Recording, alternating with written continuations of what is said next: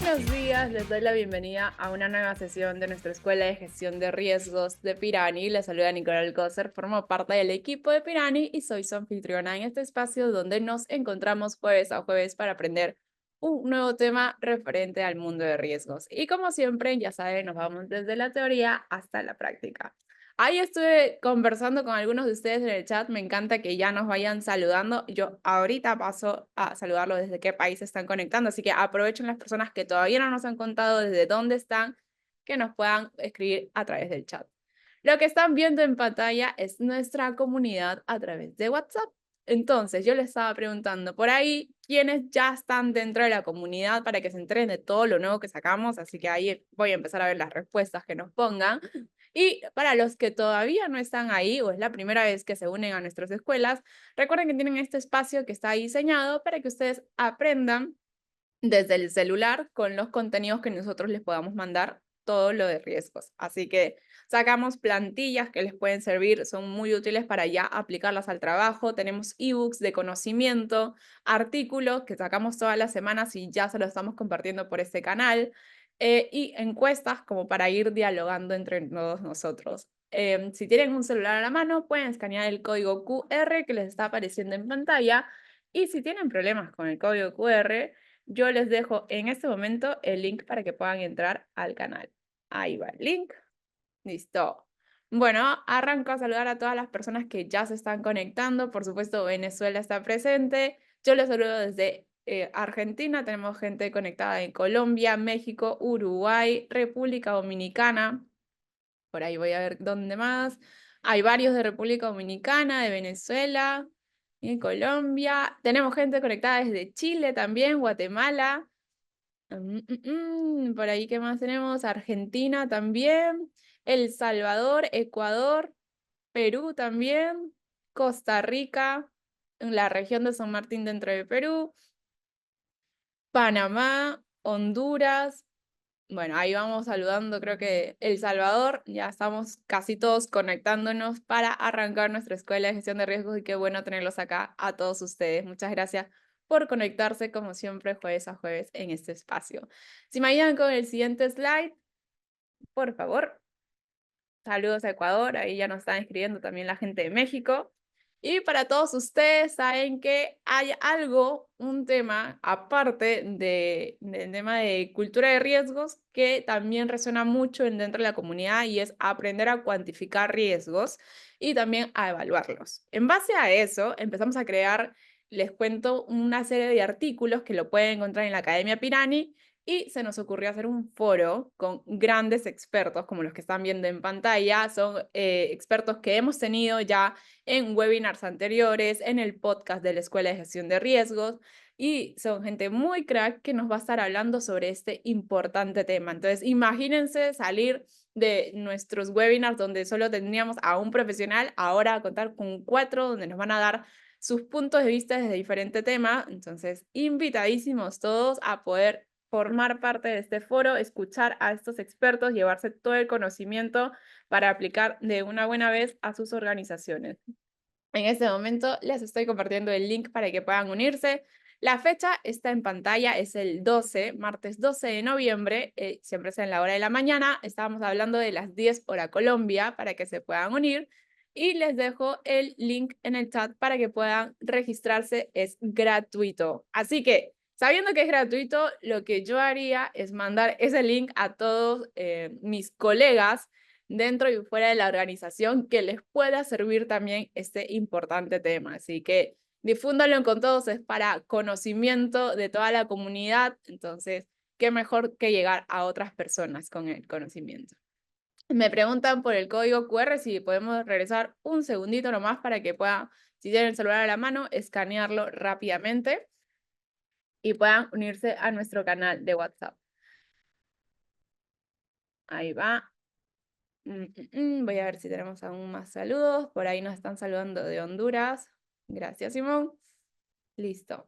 Bueno, parece que no se puede ahorita, pero pues yo más adelante les estoy compartiendo nuevamente el link para que puedan unirse. Y por último, si me ayudan con el siguiente slide, Vamos a hablar sobre lo que se viene ahora con el nuevo Product Update de Pirani. Yo la semana pasada, para todos los que han estado conectados, les dije que iba a haber una sorpresa en ese Product Update que tuvimos el viernes. Y pues salió la sorpresa, pero salió una parte muy pequeña de la sorpresa y es que ya tenemos un copilot, por así decirlo, un asistente virtual dentro de la herramienta. En realidad lo vamos a tener en noviembre, entonces lo que vamos a estar hablando en el Product Update de noviembre está imperdible para todos ustedes que ya quieren ver cómo funciona esta maravilla. Les estoy dejando el link también en el chat para que puedan inscribirse y hacerle todas las preguntas que ustedes consideren necesario a Olga para conocer más de cómo va a funcionar o cómo ya está funcionando en pruebas esta inteligencia artificial como asistente virtual dentro de la herramienta de Pirani. Va a estar muy, muy bueno, se los aseguro. Yo estuve en el Product Update de la semana pasada y las preguntas no paraban de llegar para Olga. Y eso que fue solamente como un tráiler, algo chiquito que estábamos mostrando. Y ya en el Product Update de noviembre va a ser toda la sesión hablando de este tema tan bueno y potente que se viene dentro de la herramienta. Así que no se lo pueden perder, ahí les dejo el link. Igual ya saben, las inscripciones son gratuitas y tienen la oportunidad, el chance de hablar con nuestra directora de operaciones dentro de Pirani y nuestra directora de producto. Bueno, ahora sí, uno más, por favor, porque solo tengo un anuncio más que darles antes de arrancar con nuestra sesión. Y es que ya empezamos a preparar el estudio de tendencias de gestión de riesgos para el 2025. Todo lo que se viene nuevo pues desde ahora estamos en fase de investigación, planeación y todo para poder ofrecerles este contenido en enero. Apenas ustedes estén regresando de vacaciones de diciembre y queriéndose poner al día con todo lo que viene para el próximo año, lo van a tener con Pirani gracias a este estudio. Y parte del estudio, hay perdón, hay una parte dentro del estudio que me encantaría contar con todos ustedes y es esta encuesta que les estoy pasando por el chat, donde ustedes también nos van a poder dar su punto de vista. Las encuestas son muy importantes para nosotros porque es lo que está diciendo nuestra comunidad sobre cómo ellos están viendo la gestión de riesgos, aprendizaje del 2024, cómo están viendo el 2025. Esto es un insight muy importante para nosotros y es parte de la redacción para este estudio de tendencias. Así que todos aquellos que todavía no han sido parte de nuestro estudio, ahí les dejo el link para que puedan formar parte. No les toma más de 5 minutos, créanme, es algo muy puntual lo que estamos pidiendo para poder conocer desde su punto de vista cómo va a estar el próximo año. Así que me encantaría contar con todos ustedes para poder ver esa encuesta. Y nada, con esto creo que ya estoy cerrando la parte de los anuncios que tenía y le doy la bienvenida a Jorge Gómez, nuestro experto en riesgos AML, quien nos va a estar dando la charla de hoy. Jorge, ¿cómo Hola, estás? Nico y asistentes. Buenos ¿Todo días. bien por allá? ¿Qué Sí, tal todo señora. por Colombia? Muy bien. Me Todo va muy alegro. bien. Bueno, ahora sí, Jorge, todo tuyo. Adelante. Bueno, Una gracias. última Sí, cosita señor. antes que me olvide, perdón. Recuerden que las preguntas las hacemos por el módulo de preguntas y respuestas y dejamos el chat para compartir información de valor y ver cualquier otro fallo técnico que tal vez podamos tener durante la exposición. ¿Sí? Solamente aclarar eso y ahora sí, podemos empezar. Dale, gracias, Nico. Bueno, hoy vamos a hablar de la recomendación del Gavi para elaborar la matriz de riesgos. Listo. Ese va a ser el tema de hoy. Pues vamos a ver, es la recomendación uno como tal, no porque en ella se mencione siquiera la palabra matriz de riesgos, sino porque en esta recomendación, que es la que habla sobre el enfoque basado en riesgos, digamos que una herramienta ideal para que le logres dar vida a esa recomendación uno es precisamente la matriz de riesgos. Vamos a ver el mapa de calor como una representación gráfica de esa matriz de riesgos de la que vamos a hablar. Luego vamos a ir a la herramienta nuestra a ver, digamos, cómo hacer tanto el proceso de matriz de riesgos como el resultado en ese mapa de calor. Y finalmente daremos un espacio para responder algunas preguntas que se generen de la charla. Y bueno, agradecerles a todos por la asistencia que sé que en semana, pues un jueves, en pleno horario laboral, no es fácil entrar a estos espacios. Bueno, la recomendación uno, y creería que la más importante de las 40 recomendaciones del GAFI, pues ser un recorderis para los que de pronto no conozcan mucho del tema. El GAFI como tal arrancó en 1989, empezó pues digamos que a ayudar con todo este tema de prevención de lavado de activos. Por allá en los años 90, 1990 más o menos, con todo el tema de los cárteles de Medellín, de Cali y algunos incipientes en México, fue necesario, digamos que, crear una organización de este estilo por el G7 en su momento para ayudar a que los países se blindaran en este sentido. Por allá en los años 2000 sacó algunas recomendaciones relacionadas con el tema de prevención del terrorismo y muy ligado con todo el tema del 11 de septiembre. Y por allá en 2012 terminó de afinar, juntando, digamos que esas recomendaciones en un solo grupo, entendiendo pues que digamos que iban en torno a lo mismo y que tanto el lavado de activos como la financiación del terrorismo de cierta manera se podrían atacar de la misma manera. Entonces ahí junto, digamos que ambas vertientes. Al final, el objetivo de esta recomendación específica es que los recursos se asignen de manera eficiente, que los controles pues, no sean demasiados o demasiado fuertes. De hecho, ellos mismos han hablado del de-risking, pues, y de que no se evite el negocio totalmente, ¿cierto? Y que no se pare el aparato financiero o comercial, productivo por temas de miedo, ¿cierto? El miedo al lavado de activos o la financiación del terrorismo, sino pues que claramente se haga con los controles debidos y pues que se esté reportando. Porque digamos que qué pasa cuando una empresa y demás es muy fuerte respecto al tema de prevención. Pues, ¿qué hace el delincuente? Pues busca otra que no sea tan cuidadosa, ¿cierto?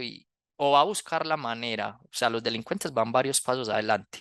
Esto es muy similar a para los que nos gusta el ciclismo, que dicen que estas farmacias o empresas que hacen estos medicamentos y demás o compuestos pues que ayudan a mejorar el rendimiento deportivo, van varios años adelante de los que hacen los controles de doping. Pasa igual con esto. Entre más controles tengamos y mejor preparado digamos que el gestor de riesgos o el oficial de cumplimiento, el delincuente va a buscar la manera. Al igual como, digamos que cuando se da todo el tema del narcotráfico, también van varios pasos adelante los narcotraficantes de la policía, por ejemplo, los entes de control. Entonces, al final, en resumen, con esta recomendación, lo que se espera es que con ese enfoque basado en riesgos, pues que se establezcan controles que no sean demasiado fuertes cuando no se amerite, porque claro, esto tiene un costo económico y de recursos, pues en general, de personas, de tiempo, o que tampoco sean demasiado laxos, ¿cierto? Y que, digamos que pasen como Pedro por su casa, como decimos aquí, los lavadores de dinero por nuestras empresas y hagan todo su proceso.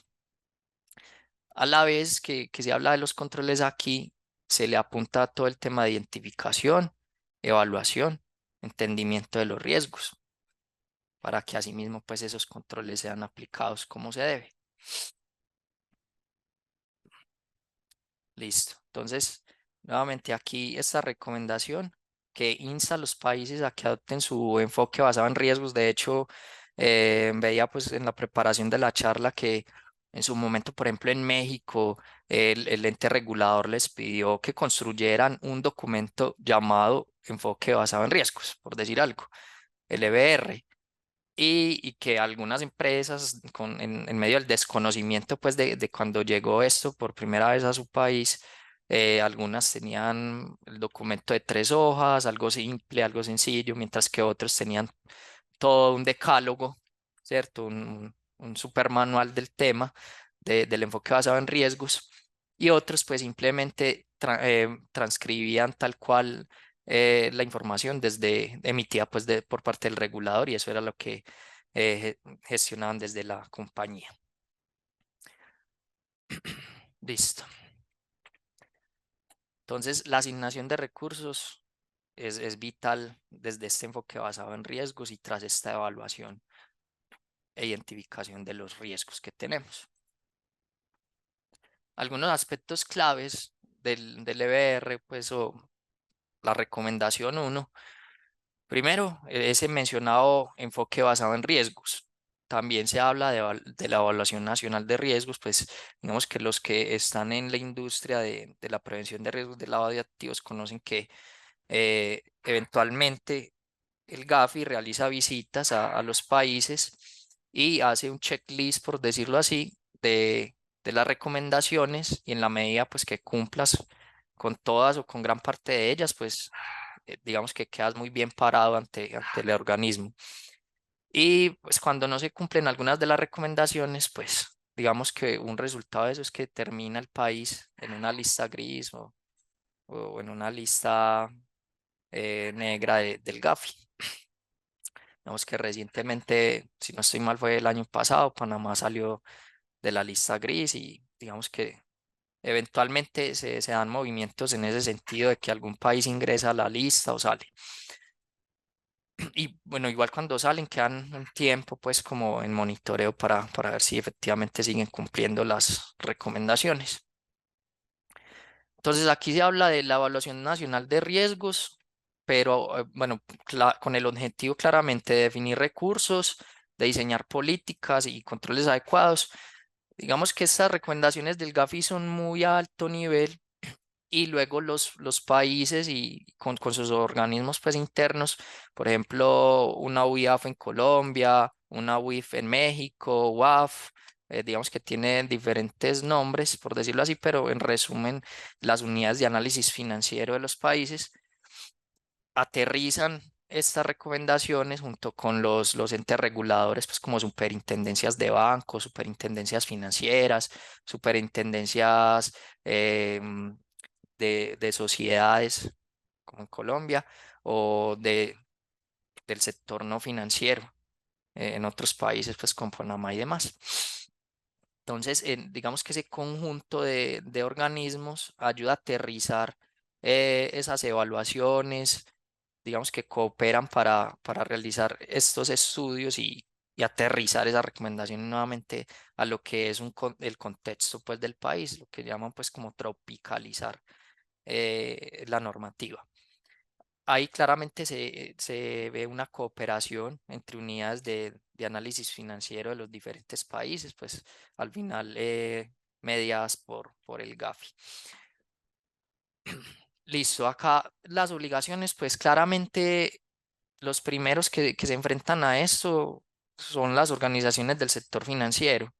Luego podríamos hablar de las actividades y profesiones no financieras designadas, como casinos, agentes inmobiliarios, comerciantes de piedras preciosas, metales preciosos, notarios, abogados, contadores. Estos últimos, notarios, contadores, abogados, pues porque digamos que con su actividad podrían legitimar alguna operación que pudiera ser de lavado de activos, por ejemplo.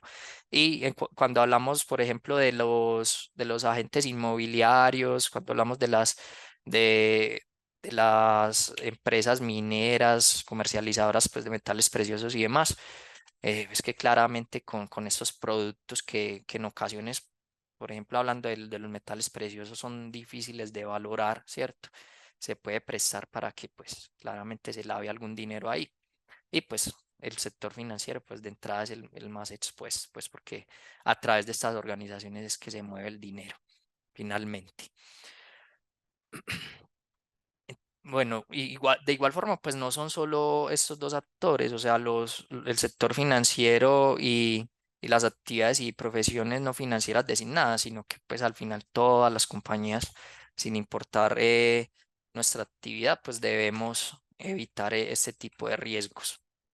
Claramente estos son los más regulados y pues las actividades que están más expuestas, pues no es que pues o tener un casino sea un pecado, por decirlo así, o dedicarse a temas inmobiliarios, ser un abogado, pues muchas veces los abogados dicen, no, es que aparezco como una persona políticamente expuesta o aparezco en ciertos listados o por el hecho de ser abogado, pues digamos que me tildan de algo o son, digamos que más rigurosos conmigo, pero pues realmente es un tema de estigmatización, pues no es la profesión ni la actividad económica de la compañía, sino que realmente son vulnerables a este tipo de temas. Y finalmente hablamos de supervisión y actualización, pues que todos estos puntos, pues no, digamos que visto desde las recomendaciones del GAFI le apunta mucho a- al país como tal, pero todo esto finalmente debe ser escalado hacia las compañías y las personas naturales o físicas como nosotros, para que pues cada quien y cada empresa gestione sus riesgos. Listo. Digamos que ya dejando un poco de lado, de cierta manera, el tema del GAFI, vamos a lo que es la matriz de riesgos y esa conexión pues con la recomendación uno del GAFI. Entonces, como les decía al principio, pues la recomendación uno que es el enfoque basado en riesgos, pues digamos que una muy buena manera de cumplir con esa recomendación es precisamente la matriz de riesgos, porque en ella vamos a poder evaluar el riesgo, ¿cierto? Identificarlo y evaluarlo, a la vez que le podemos hacer el ciclo pues completo de gestión de riesgos, identificación, medición, control, monitoreo y todo esto pues en un mismo archivo, por decirlo así, o en un mismo proceso. Entonces, importante acá con el tema de la matriz de riesgos, que tenga, por ejemplo, categorías como factores pues como el cliente, las transacciones, jurisdicciones, entre otros datos. Acá empiezan a conectarse muchas cosas del tema de riesgos de lavado de activos. Las tipologías de riesgo, ¿cierto? Esos modus operandi, eh, digamos que el sistema mediante el cual lavan su dinero. Está el tema de los delitos fuente, ¿cierto? Contrabando, trata de blancas, entre otras. Que al final, pues digamos que hay que separar una cosa de la otra. Están los delitos fuente, que son las formas o las maneras mediante las cuales se genera ese dinero, y luego está el lavado de dinero. Pues que como tal, digamos que el tema ahí es que ese dinero tiene una procedencia ilícita, ¿cierto? Y el lavado de dinero pues sería ese proceso mediante el cual meto ese dinero sucio a empresas, pues a panaderías, barberías, empresas en las que digamos que los activos circulen rápidamente. Y bueno, hay muchas formas pues de lavar el dinero, como la compra de bienes de lujo, joyas, que mencionaba ahorita, pues que por ejemplo las joyas son en ocasiones difíciles de valorar, ¿cierto? Está todo el tema del contrabando, la refacturación de productos, por decir algo, importar algo, y luego refacturarlo en Colombia o en cualquier país pues en los que estén las personas que asisten a la charla, refacturarlo a un precio más alto, más bajo, bueno, todo eso se presta para de alguna forma lavar ese dinero. Está el tema de la evaluación de la probabilidad. Entonces, ¿qué tan probable, qué tan posible, qué tan frecuente es que mi empresa pueda ser víctima de lavado de dinero o de financiación del terrorismo, proliferación de armas de destrucción masiva? Entonces, digamos que un concepto pues que está muy arraigado pues como de manera general es que la probabilidad de que mi empresa sea utilizada para esto es muy baja. De hecho, algunos de los clientes de Pirani son aseguradoras y las aseguradoras pues tienen la percepción de que son empresas difíciles de vulnerar en cuanto a esto. Y en general sí, la probabilidad es muy baja, ¿cierto? Pero digamos que en contraposición los impactos son muy grandes. Entonces, si de alguna manera relajas los controles, los haces más laxos, los dejas de hacer, no los haces con la frecuencia que debes hacerlo y la rigurosidad que deben hacer, pues digamos que te descuidas y en cualquier momento se materializa ese riesgo y acaba con la empresa. Ya hemos comentado pues que en caso de materializarse un riesgo, el impacto reputacional es demasiado grande, sobre todo el reputacional, también viene el legal, también bien importante. Pero cuando ya tu empresa sale vinculada con eso, es muy difícil salir de ese hueco, por decirlo así. Entonces el impacto es bien grande. Entonces sí se ve comúnmente eso, que tienes probabilidades bajas con impactos muy grandes. Y finalmente está el nivel de riesgo, que sería la multiplicación de la probabilidad por el impacto. Digamos que ahí comúnmente tienes, por decir alguna probabilidad de 1 con un, digamos que un impacto de 5, entonces 1 por 5 tienes 5. O supongamos que la probabilidad de 5 y el impacto también, entonces tendrías un nivel de riesgo de 25. Y ahí se ubicará pues en el mapa de calor, según ese cálculo. Nivel de riesgo. Acá, acá digamos que esto también se puede unir a lo que tiene que ver con el apetito de riesgo. Entonces tienes esos niveles de riesgo bajo, medio, alto, por decir algo, y lo debes contrastar con el apetito de riesgo, ¿cierto? Digamos que en general se le podría llamar apetito, pero a su vez tiene tres niveles. Por un lado, tienes el apetito de riesgo, que es cuánto riesgo puede aceptar, digamos que la compañía versus sus objetivos, sin descuidar la parte legal y las disposiciones pues, de la alta dirección y bueno, los reguladores en general. En segundo nivel tienes la tolerancia al riesgo, que es el valor de desviación que hay respecto al apetito, que es el primer nivel.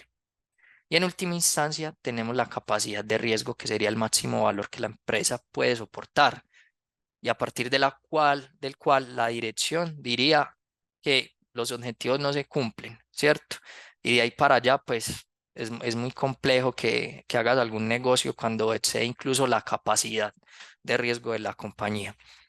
Entonces acá, digamos que un ejemplo de este tipo de situaciones, eh, aunque aclarando ahí de una vez con el tema del lavado de dinero, financiación del terrorismo y demás, el AFP, bueno, el tema de proliferación de armas de destrucción masiva y demás, hay que hablar de cero tolerancia, del impacto legal que tiene esto, de que no es como otro tipo de riesgos. Aquí el caso de que se materialice, como lo comentaba ahorita, es muy difícil, no hay vuelta de hoja. Por eso, de hecho, los controles que se ejecutan para la prevención de riesgos de lavado de dinero normalmente están muy asociados a reducir la probabilidad o la frecuencia. Muy pocos vería uno pues realmente que ayuden con el impacto, porque es que una vez que se presenta es muy complejo. Sin embargo, digamos que igual tienes este tema de la tolerancia, ¿sí? Del apetito, tolerancia y capacidad para que esos riesgos logren encuadrarse en estos niveles y que logremos determinar qué presupuesto se asigna para estos riesgos y demás y qué manejo se les va a dar internamente desde el apetito, la tolerancia y la capacidad de riesgo de la empresa. Digamos que ahí, para efectos prácticos, es que los riesgos que queden en estos cuadrantes serían, estarían dentro del apetito, ¿cierto? Y podría uno ver una franja verde acá, en todo, que todos estos estén, pues, digamos que en ese nivel. Pues, digamos que según este pintado el mapa de calor, digamos que estos campos, estos de aquí que señalo, normalmente quedan verdes, estos pueden quedar amarillos, luego naranja y los de la esquina, me pasé, estos de por acá quedan rojos, pues como por el lugar donde termina la flecha, quedarían rojos. Listo. Un tema acá, una vez que tienes identificados los riesgos y demás, que defines ese apetito de riesgo, entran en juego los controles. ¿Controles como cuáles? Y pues diría uno que el adecuado pues en primer nivel sería hacer una segmentación de factores de riesgo, porque te permite digamos que al segmentar los clientes, los productos, los canales, las jurisdicciones, conocer mejor, ayuda mucho con toda esa parte del conocimiento, el contexto interno, externo, de con quién haces esos negocios y en dónde, por qué canales, qué productos son los que está tomando cierta población, cierto tipo de cliente, y a partir de ellos determinar qué controles adicionales, pues digamos que esta segmentación podría ser una especie de control, pero realmente ayuda mucho como diagnóstico y que de ahí para allá determines otro tipo de controles y la fuerza que esos controles van a tener. Entonces entran temas como consulta en listas, los scoring de riesgo, perfiles individuales de riesgo, para que sepamos en qué nivel queda cada contraparte, la mejora de los procesos, entre ellos la debida diligencia, pues que no sería solamente una consulta en listas avanzada o que unos abogados nos hagan todo el proceso y que de cierta manera homologuen el trabajo del oficial de cumplimiento de manera externa, sino que la debida diligencia al final podría ser todo este proceso de gestión de riesgos que hacemos. El establecimiento de límites transaccionales de acuerdo al tipo de cliente, de acuerdo al perfil de riesgo que tenga ese cliente. Yo a este cliente le permito transacciones hasta $1.000, hasta $100, $10, por decir algo, y con qué controles, de qué maneras me va a pagar, solo transacciones electrónicas de las que quede trazabilidad, o a cierto tipo de cliente quizá le aguanto pues que me pague en efectivo, pero también hasta ciertos montos. Y de igual manera mantener un monitoreo transaccional, al igual que un monitoreo de los procesos de consultas en listas, de perfil de riesgo, que no sea algo solamente en el onboarding o en la vinculación del cliente, sino que sean procesos que se sostengan en el tiempo, donde yo eventualmente, al igual que evalúo mi matriz de riesgos cada 6 meses, cada 3 meses, con más veras este tipo de controles, pues debo hacerlos incluso diarios, semanales, mensuales, para identificar cambios en el perfil de riesgo, que una persona resultó incluida en una lista, que salió de una lista, que un proceso de investigación judicial, por ejemplo, pasó de una instancia a otra, que ya condenaron la persona, que ya digamos que se dio la resolución para X situación con una empresa. Va a depender mucho pues entre listas, pues porque hay muchas listas. De igual manera, pues hay listas vinculantes, que son las que por obligación las empresas deben consultar, y están las listas restrictivas, que digamos que están en un segundo nivel de importancia, por decirlo así, y que pues cada país determina cuáles son sus listas vinculantes. Entonces, pues hablando de Colombia, están las listas de terroristas de Estados Unidos, de Europa y demás. Son 4 o 5 listas. Y por último, el nivel de riesgo, pues que hay que estarlo, perdón, el escrutinio que hay que hacer, pues de todos estos controles, a qué nivel se hacen esas revisiones, con qué detalle, con qué frecuencia. Y claramente, ¿dónde termina esto? En el reporte de las operaciones sospechosas a las unidades de análisis financiero en Colombia a través del CIREL, que digamos que ahí de cierta manera culmina el ciclo con una transacción puntual y bueno, ya la unidad de análisis financiero y los demás órganos de control del país se encargan según el país y el proceso que tengan determinado. Esta imagen que aparece ahora es una representación gráfica pues de una matriz de riesgos pues típica, donde vemos el nombre del riesgo. Acá pues para el ejemplo utilicé algo que hacen hoy en día las aseguradoras en Colombia, que ellas digamos que a la hora de hablar del riesgo solo tienen tres, que son efectivamente el lavado de dinero, la financiación del terrorismo y la proliferación de armas de destrucción masiva.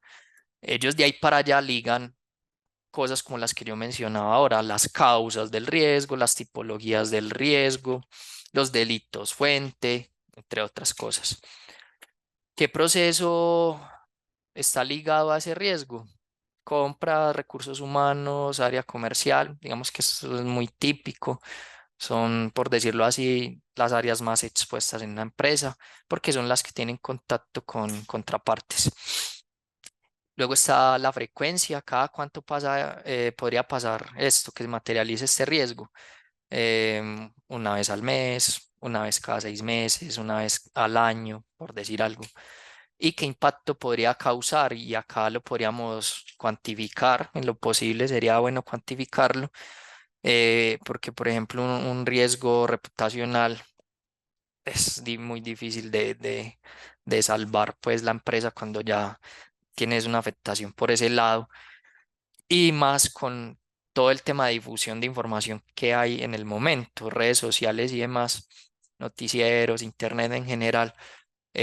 Una vez que se presenta un tema de estos, se tiene, pues se esparce muy rápido, como la pólvora, diría uno, es seguramente rápido el tema de la difusión. Le pasa algo a una empresa con algún tema de lavado de activos y nosotros mismos, los que estamos en el gremio, regamos la ola. Entonces, eso se va a regar súper rápido y tiene unos impactos muy grandes. Yo he contado acá alguna vez que en una empresa que trabajaba, en la que hacíamos consulta en listas vinculantes, restrictivas y demás, pues cierto día otro proveedor, un competidor, de hecho, salió vinculado con un tema de lavado de activos y créanme que ese mismo día nos estaban escribiendo toneladas de empresas que necesitaban desligarse de ese proveedor lo más rápido posible para evitar algún tema de contagio con el riesgo. Bueno, vemos acá ya desde lo numérico esa probabilidad, impacto y la calificación del riesgo que es impacto por frecuencia y ese nivel de riesgo desde lo descriptivo que podría ser medio, bajo, alto, crítico, según ustedes lo establezcan. Claramente, pues las matrices de riesgo convencionales, pues en Excel, pues son unas cosas gigantes, pues con un sinfín de campos, pero digamos que aquí traje algunos que son pues representativos, pues y de hecho pues mínimos que deberías tener en una matriz de riesgos, que precisamente digamos que fuera de la herramienta que vamos a mostrar ahorita, pues es especializada. Tenemos una plantilla por ahí que es precisamente esta que está en pantalla, que pueden utilizar pues como en primera instancia. Bueno, el mapa de calor, una representación gráfica de lo que acabamos de ver.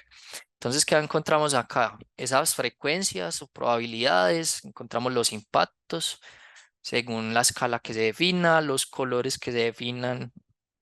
Digamos que cada color terminaría siendo un nivel, el verde bajo, el amarillo medio, el naranja alto, el rojo crítico podría ser, naranja podría ser moderado, bueno, como gusten denominarlo. Y el tema del impacto por frecuencia es que si tienes, por decir algo, una frecuencia improbable y un impacto crítico, pues se puede quedar por acá ese riesgo en este cuadrante.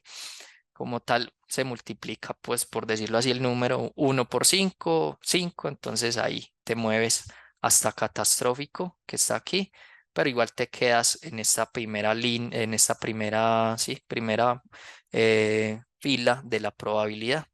Quedas acá en improbable con catastrófico, sería aquí en este cuadrante, 1 por 5.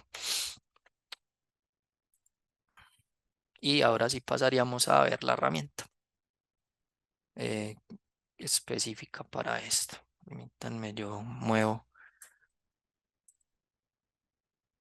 la presentación, la herramienta, perdón. Dale, Jorge. Mientras ahí me está llegando por interno también algunos mensajes sobre las memorias. Recuerden que yo se las comparto el siguiente martes a sus correos, tanto la grabación como la presentación que está haciendo Jorge. Y sobre la plantilla que nos está pidiendo Javier, la pueden encontrar también en Academia Pirani, pero de todas maneras la voy a poner en el chat para que la puedan descargar. Y después, si te parece, Jorge, hacemos parte práctica hasta donde tú me digas para pasar también a las preguntas que ya están llegando por el módulo de preguntas y respuestas. Sí, señora.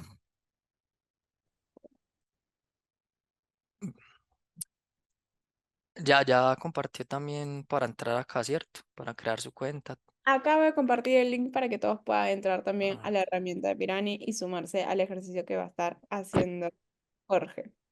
listo. Bueno, vamos entonces a trabajar en este ambiente para hacerlo de cero. Este está en limpio, entonces ahí podemos hacer el ejercicio em, que vimos en la imagen de la matriz de riesgos de ahora. Porque pues aclarar que en la herramienta nuestra es la matriz de riesgos, mejor dicho. Y digamos que tiene su mapa de calor también asociado y otras cosas.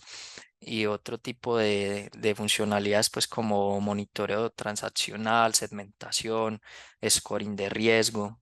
Digamos que le apuntamos a tener una herramienta muy integral para este tipo de gestiones. Bueno, lo primero, el mapa de calor, digamos que hay que parametrizarlo de entrada, o sea, estableces tus niveles de impacto y frecuencia, insignificante, menor, moderado, mayor, con su peso, igual con las frecuencias, desde improbable hasta, a ver cuál está aquí, hasta frecuente. Y también tienes por acá los niveles de riesgo, bajo, medio, alto, extremo, según lo quieran denominar, esos colores se pueden cambiar.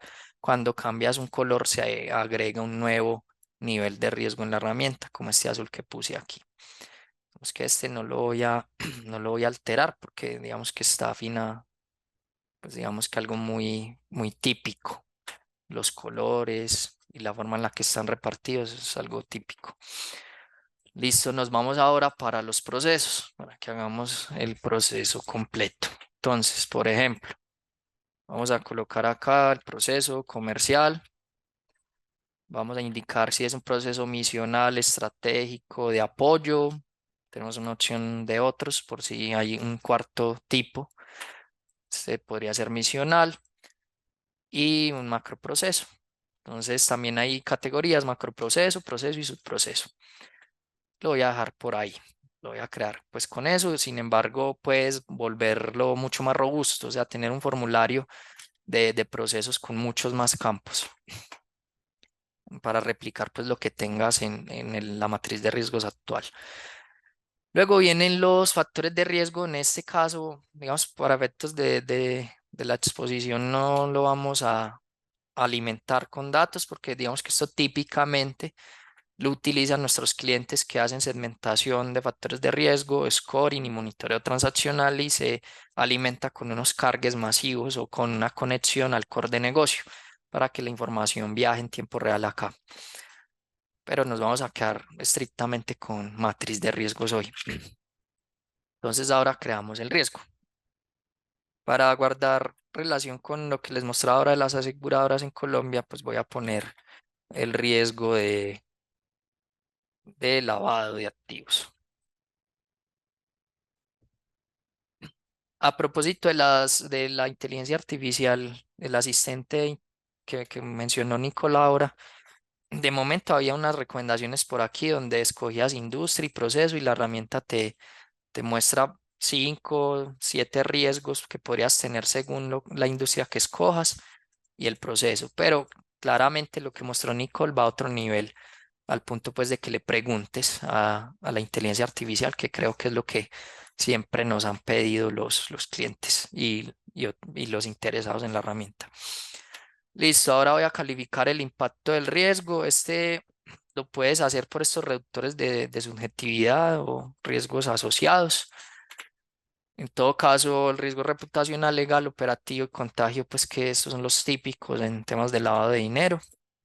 Entonces aquí calificas ese impacto. Los voy a poner todos en críticos.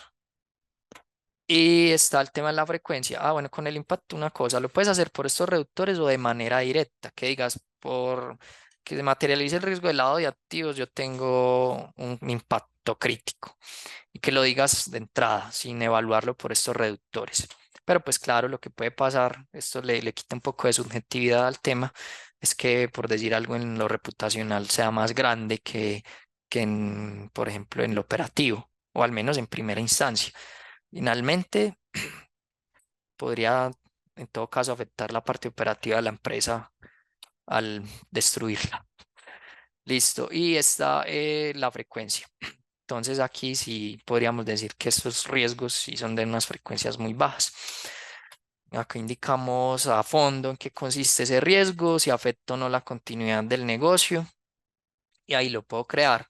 Siempre vamos a poder asociar este riesgo con otros datos, como el proceso que afecta, cuáles son sus causas y consecuencias, qué controles se deberían aplicar para este riesgo, los planes de acción una vez que este riesgo se materialice, los factores de riesgo. Aquí podríamos encontrar los clientes, usuarios, jurisdicciones, canales, productos, por ejemplo. Las alertas. Esto pues tal vez desde que, a menos que estemos haciendo una migración de cómo se hacía en el Excel o en otra herramienta, tal vez en principio no vas a tener alertas pues para vincular, pero en el día a día esas operaciones inusuales y sospechosas van a verse asociadas desde este módulo al riesgo. Y los responsables, que acá lo que se hace es determinar qué equipos son responsables por este riesgo. Comercial, control interno, auditoría, gestión de riesgos, entre otros. Y hay un último botón que se llama evaluaciones, donde esa evaluación de la matriz de riesgos que hago cada 3 meses, cada 6, cada año, va a verse acá el registro de esas evaluaciones que se han realizado, como una bitácora y que sepas pues que ese riesgo ya se evaluó 5 o 6 veces y en el módulo de reportes que tiene la herramienta puedes ver a fondo cómo estaban esos riesgos y cómo quedaron tras la evaluación, igual que los controles también tienen esa funcionalidad de que se evalúen. Es como una especie de auditoría sobre esos riesgos y controles y queda documentada y en la bitácora de la herramienta, en el log de auditoría, para que precisamente las áreas de auditoría, control interno, el regulador, quien lo requiera, pueda validar esas evaluaciones. ¿Ve? Me salí, no lo creé. Bueno, vamos a hacerlo así súper rápido. Riesgo de lavado de dinero. Entonces, ese es el tema con la herramienta. Lo bueno de esto, pues, es que ya se los ubica inmediatamente en el mapa de calor. Luego, con los controles, ves el riesgo residual, cómo queda, ves el traslado desde inherente a residual. Este, por ejemplo, quedó ubicado acá. Ah, es que puse la frecuencia muy alta también. Entonces, vamos a colocarla en la más pequeña, improbable. Y queda en este cuadrante, como les decía ahora. Lo creamos. Ahora tengo el riesgo. Ahora continuemos, por ejemplo, con el control. Entonces, el control, por decir algo, uno de los primeros que hacemos cuando nos toca gestionar este tipo de riesgos es la consulta en listas. Vamos a evaluar ese control, qué tan bueno es. Entonces, este control es preventivo, correctivo, detectivo. Los controles, ahorita igual lo vemos, los controles preventivos y detectivos nos van a ayudar con la frecuencia y los correctivos con el impacto. Entonces, este control de listas, consulta en listas, podría ser preventivo, con su peso del 100%. Se anticipa situaciones y previene problemas. Esa descripción la pueden cambiar por la que gusten. Las preguntas, los pesos, lo que pesa una pregunta también se puede cambiar. Supongamos que ustedes dicen, no, del 100% la pregunta más relevante es qué tipo de control es. Si es preventivo, correctivo, detectivo, y a eso le doy un 20%, un 30% y el 70% restante para las demás variables, como si tiene una ejecución automática, manual o combinada. Entonces esta, digamos que es automática. Es lo ideal, ¿cierto? Si se ejecuta con frecuencia o no, digamos que sí. Si está documentado ese proceso de consulta en listas, digamos que sí. Conforme vamos respondiendo, este tacómetro de la derecha se va llenando y esa es la solidez del control. Si tienen evidencias sobre ese proceso de consulta en listas y hay un responsable en la empresa, y luego tenemos esta primera parte era el diseño del control. Ahora vamos a ver la ejecución del control. Si se han presentado eventos, en este caso alertas, operaciones inusuales, sospechosas, a pesar de que igual haces ese control preventivo de consulta en listas. Entonces dices sí, sí o no. Claramente, pues si sí ha pasado, o sea, el control no ha servido. Entonces su peso es de cero. Si no hemos tenido alguna situación relacionada con esa consulta en listas, porque es muy buena, pues diríamos que no y su peso sería el ideal. Luego, si el diseño del control es efectivo o no, y si hay una evidencia después de hacer el control.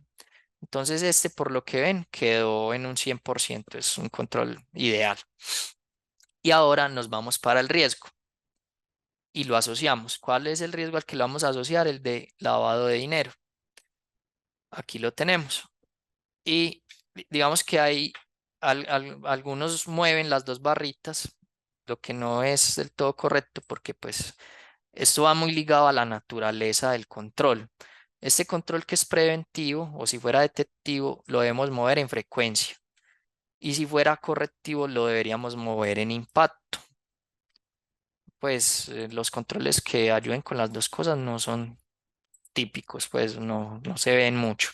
Entonces lo normal es esto. Este puede, por ejemplo, podría quedar así. Entonces la barrita, ¿cómo se mueve o por qué se mueve? Es de cierta forma un poco subjetivo o es muy dependiente del juicio del experto, pero lo que hacemos con la barrita es determinar el aprovechamiento que hacemos del control. El control es muy bueno, es de un 100% de solidez, es fuerte, pero yo no estoy habilitado para hacer bien esa consulta en listas, no entiendo los resultados, no soy abogado, por lo tanto, temas como de rama judicial o temas legales no tengo el alcance para entender el hallazgo. Por lo tanto, yo ese control no lo aprovecho a fondo. Esa consulta en listas y específicamente en rama judicial, pues para efectos de Colombia, yo no soy capaz de entender a fondo eso, tengo que pedir ayuda externa, a un consultor, al proveedor o internamente con el área jurídica. Entonces ese control yo no lo aprovecho bien. Lo aprovecho al 70%, al 50%. Entonces el desplazamiento del riesgo residual sería solamente de un 50% y solo en frecuencia, porque listo, este me llega a 100 y yo aprovecho la mitad de 100, entonces solo se movería en un 50%. Puedo asociar varios controles, todos los que gusten, ojalá controles fuertes, pues para lograr un buen desplazamiento del riesgo residual, pues el riesgo en el mapa de calor. Y voy a moverlo igual hasta 100 y le voy a dar crear. Una cosa importante, supongamos que ustedes tienen dos controles y que uno me ayuda en impacto y otro en frecuencia. Y con uno lo reduje la mitad del riesgo y con el otro la otra mitad, impacto y frecuencia. Entonces, en teoría, yo reduje el 100% del riesgo. Ahí el tema es que primero la herramienta no lo permite porque digamos que deja mitigar máximo el 80% del riesgo. Eso para, digamos que ser coherentes con el concepto de que no hay riesgo cero, que el riesgo no se puede desaparecer del todo con la aplicación de controles, no existe el riesgo cero. Entonces, por eso la herramienta tiene esa protección, por decirlo así, desde lo técnico, para que no logre reducir el 100% de un riesgo, por más que el control sea muy bueno. Bueno, entonces ya tenemos el proceso, tenemos el riesgo, tenemos el control, digamos que eso es lo mínimo, y nos vamos al mapa de calor, donde encontramos esa información que acabamos de registrar. Entonces, ¿qué tenemos aquí? Tenemos un riesgo, ¿cierto? Que queda ubicado en este cuadrante porque su probabilidad es muy baja, es improbable y su impacto es catastrófico.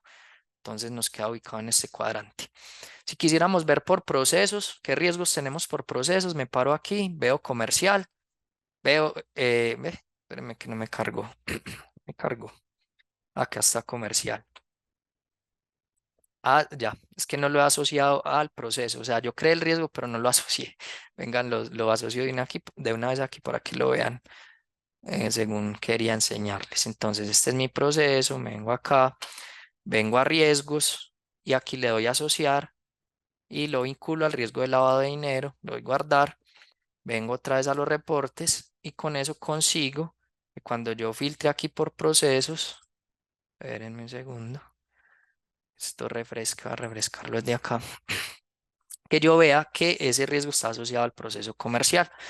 Digamos que esto es muy útil pues para determinar qué procesos son los que más impacto están teniendo desde el tema del lavado de dinero, financiación del terrorismo, pues que como les he comentado, es muy típico que veamos que el área comercial o que el área de compras sean las que más exposición tienen a esos riesgos. Acá veo el riesgo como tal, vemos el riesgo desde aquí y encontramos el riesgo desde lo inherente, desde lo residual, vemos ese impacto, vemos la frecuencia, vemos la mitigación, vemos los procesos si se han asociado. Esto no está cargando permítame un segundo. Les voy a mostrar aquí con otra herramienta rápida.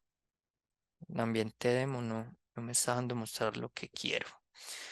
A meter a este que tiene un sinfín de riesgos y vemos con más detalle los movimientos. Pues miren este que está más poblado. Reportes. Venimos a reportes, mapa de calor, aquí por proceso. Por ejemplo, ¿qué riesgos tiene el área de TI, por decir algo? ¿O qué riesgos tiene inventario de equipos, compras, gestión de, bueno, seguridad de la información en cuanto al lavado de dinero? Yo me paro en él y veo esos riesgos, veo un mapa específico. Esto también lo logro con una réplica de la matriz tradicional que se puede generar en los reportes de la herramienta, donde yo puedo hacer filtros de este estilo y ver el riesgo que tiene un proceso determinado.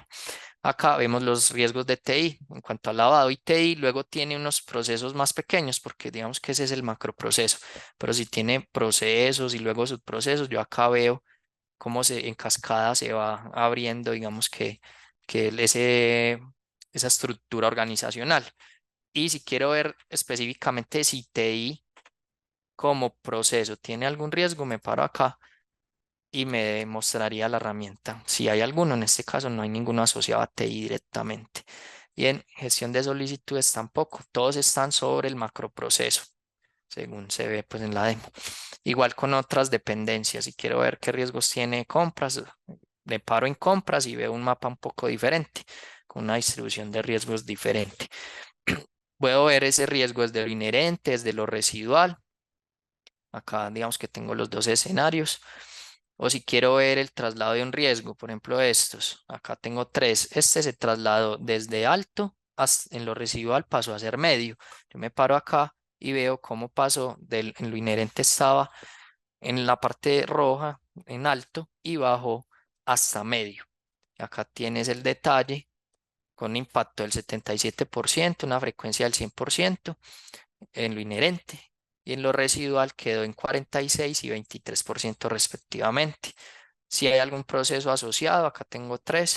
Si tengo algún control, tengo un par de controles. Y si hay responsables, acá quedarían vinculados, que en la herramienta son equipos de personas. Esa es una representación gráfica de la matriz de riesgo. Ya si queremos ver la tradicional sábana de datos, ¿cierto? Le damos por acá en mis reportes, le damos crear reporte, tabla de datos y aquí vamos a colocar la estructura que queremos representar. Por ejemplo, primero los procesos, luego asocio los riesgos, luego asocio los controles, por ejemplo. Luego asocio, por ejemplo, las causas y consecuencias, evaluaciones de esos riesgos y así voy habilitando la sábana de datos que quiero extraer. De cada módulo hay un sinfín de campos, todos los que ustedes necesiten, que pueden prender para que queden en la sábana. Por ejemplo, acá también prendo, hay varias opciones, los puedo prender por acá para que salgan en la sábana. Y aplicar filtros también. No, es que yo de este reporte yo solo quiero ver los riesgos que tengan desde lo inherente, por ejemplo, porcentaje del nivel de riesgo inherente que estén en cierto nivel. Por decir entre 40 y 60, entre 80 y 100. Entonces acá colocaría ese número que quiero ver. Los riesgos que estén entre 80 entre 80 y 100%. O por el nombre del riesgo, la fecha de creación, entre otros tipos de opciones. Eso es, Nico, a grandes rasgos, la herramienta para efectos pues, del tema de hoy. Y creería que es bueno que saquemos entonces el tiempo que queda para algunas preguntas. Para las preguntas, buenísimo. Muchas gracias, Jorge. Tenemos 15 minutos para estar respondiendo las preguntas que nos están llegando. Déjame ver. Listo. Acá tenemos una de Rocío que nos dice, ¿cómo podemos evaluar si el enfoque basado en riesgos es óptimo? ¿Qué herramientas podemos utilizar para su evaluación y quiénes deben de realizarlo? Listo. Bueno, digamos que respecto a la última parte, que es quién evaluarlo, pues realmente el que tenga las competencias, ¿cierto? Seguramente internamente hay personas que lo puedan hacer en las áreas de control interno, riesgos, auditoría, normalmente, o de cumplimiento. Hay personas pues que logran hacer este tipo de revisiones. Ahí el tema, digamos que la idea del enfoque basado en riesgos, al final es revisar, ¿sí? Que esos controles sean proporcionales al riesgo, ¿cierto? No que yo esté invirtiendo, por decir algo, un ejemplo de eso es que supongamos que todas las personas que yo voy a vincular a la empresa, como, como empleados, como a las empresas que voy a vincular como proveedores, entre otros, o los clientes, yo a todos les haga matriz, perdón, debida diligencia ampliada, intensificada o reforzada, que son procesos muy costosos, muy dispendiosos, claramente muy buenos, sí, pero pues que tal vez el tipo de contraparte no lo amerita, ¿sí? O hay otros casos en los que es mejor asumir el riesgo que efectuar algún control porque es muy costoso, incluso superando el costo del control, el del riesgo materializado. Entonces ahí ese es el tema del enfoque, que logremos hacer una evaluación del costo, por ejemplo, del costo del control versus el costo del riesgo, listo, de la materialización del riesgo. Y ya respecto a herramientas, si me disculpan, no conozco alguna específica, si alguno de las personas que están en el panel pues conoce alguna que sea específicamente para eso, le agradecería nos deje el nombre ahí en el chat. Yo no conozco una herramienta específica para que haga ese tipo de evaluación. Digamos que normalmente es muy dependiente pues del juicio de expertos, metodologías Delphi, pues para llevarlo a metodologías, ¿cierto? De que una persona que conozca una empresa, pues un tercero que nos ayude con ese proceso, que nos apoye con eso, nos logre realizar ese tipo de evaluación. Pero una herramienta para hacer un EBR, no se me viene a la mente ninguna ahorita. Listo. Esta herramienta Pirani para gestión de riesgos suprime la matriz que se realiza en Excel. Adriana, sí, la idea es que se haga precisamente eso. Esta herramienta es el homólogo de la matriz de riesgos con unos alcances superiores respecto a matriz de riesgo, segmentación, monitoreo, scoring y todo el tema de seguridad de la información y trabajo colaborativo que propician este tipo de herramientas con usuarios ilimitados, con roles, perfiles, niveles de acceso. Digamos que es una herramienta idónea para el proceso de gestión de riesgos y también tiene su alcance de matriz de riesgos tradicional con la exportación de tanto el mapa de calor como de las sábanas de datos. Bueno, hay otra pregunta. Dice, buenos días. En el momento de calificar la probabilidad en una matriz de riesgos LAF para el riesgo inherente, se puede dejar en todos los riesgos bajo el mismo nivel de probabilidad. Esto teniendo en cuenta el tipo de industria, es decir, calificar la probabilidad como alto en caso de ser una empresa que presta servicios jurídicos y dependiendo del sector. Sí, me parece una muy buena apreciación que empresas o actividades, ¿cierto? Profesiones o actividades designadas como casinos, agentes inmobiliarios, comerciantes de piedras preciosas, entre otros, notarios, tengan probabilidades más altas. Claramente son los más expuestos. Los mismos, por ejemplo, los mismos bancos pueden tener mucha más probabilidad de que se materialicen este tipo de riesgos respecto a otro tipo de empresas, por ejemplo, como nosotros, proveedores de tecnología. La probabilidad de que a Piranis le materialice un riesgo de lavado de activos es muy baja. Entonces, sí, es una muy buena apreciación del asistente anónimo que sugiere que que las probabilidades sean más altas en actividades designadas o que están más expuestas. Bueno, otro asistente dice, solicito me ayuden con la siguiente información. ¿Dónde encuentro cuáles son las listas vinculantes para Colombia? Para aquellas contrapartes que se encuentran fuera de Colombia, debería revisar cuáles son esas listas vinculantes. Listo, pues digamos que, bueno, la primera parte, esa parte sí es muy fácil, pues se googlea y se encuentra muy fácil.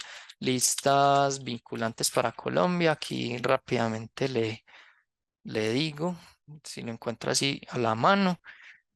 Por ejemplo, para el asistente anónimo, designación de terroristas de las Naciones Unidas, designación de organizaciones terroristas de la Unión Europea, listas de personas designadas como terroristas de la Unión Europea, lista de organizaciones terroristas por Estados Unidos y listas de personas designadas como terroristas por Estados Unidos. Son esas 5.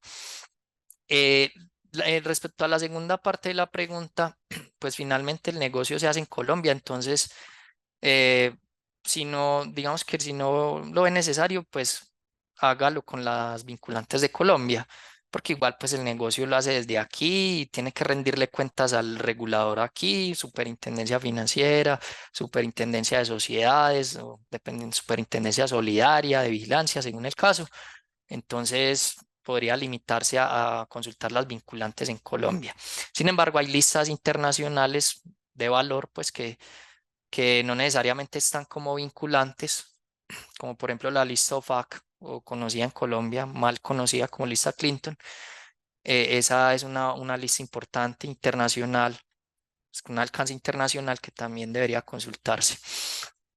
Listo, por favor me confirmas si en caso de que una contraparte esté en una lista vinculante, la organización no puede mantener relaciones con la contraparte, a diferencia de las restrictivas. Bueno, más bien son las vinculantes las que imposibilitan la relación y con las restrictivas, pues digamos que se debería hacer de forma controlada, pero no necesariamente no tener la relación.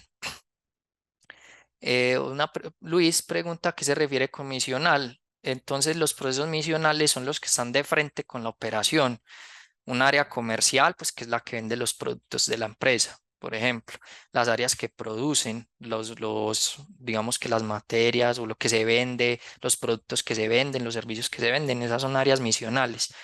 Y encontramos áreas de apoyo como recursos humanos, en algunos casos TI, es eso. Y ya las áreas estratégicas, las gerencias y las empresas, pues, digo, las áreas, perdón, que a nivel macro toman las decisiones en la compañía. Entonces, si lo misional es lo que está de frente al core de negocio de la empresa. Y José Balanta pregunta cuáles son los parámetros claves para una gestión de riesgos y cómo saber cuánto representan en dinero, cuánto representa en dinero ese riesgo. Bueno, esa última parte, bueno, vamos por partes entonces. Parámetros claves para una buena gestión de riesgos.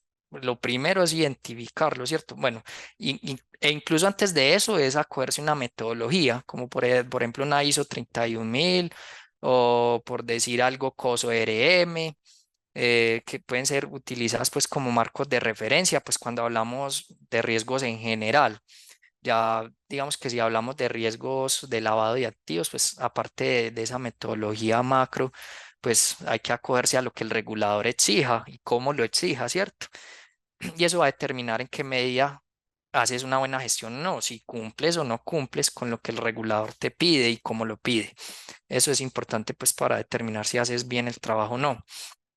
Y que si te apoyas en una metodología como una ISO 31000, pues que lo hagas según lo que indica y por ejemplo una ISO 31010 con sus técnicas de evaluación de riesgos y demás, te va a servir mucho. Y finalmente, el cómo saber cuánto dinero representan, esta es la parte difícil. Porque si hasta ahora empieza la empresa a gestionar riesgos y no tiene un experto en cabeza del proceso, ¿sí? Va a ser muy complejo. Porque digamos que si tienes la data histórica es muy bueno porque con base en esa data histórica puedes proyectar lo que podrían ser las pérdidas a futuro o las implicaciones de un riesgo. O si tienes un experto que ya lo hizo en otra parte, ¿cierto? Y tiene el bagaje profesional, la experiencia para definir eso en una empresa que hasta ahora está arrancando. Y por último sería asesorarse también de un externo, pues no necesariamente contratar a alguien experto para la empresa, pues que trabaje directamente en la empresa, sino como un consultor. Eh, y en últimas, capacitarse. Capacitarse, pues, o sea, yo soy el nuevo oficial de cumplimiento de Pirani y no sé cómo determinar el impacto de esos riesgos y el dinero que van a representar. Me toca capacitarme, asesorarme para poder hacer el trabajo. Y la señora Ileana dice, ¿hay sanciones a los países por incumplir la normativa Gafi? Sí, hay pues, pero no directamente desde el Gafi, porque el Gafi digamos que ataca más, por decirlo así, o, o sanciona, por decirlo de alguna forma, es al país, pues está más vinculado es al país de forma general.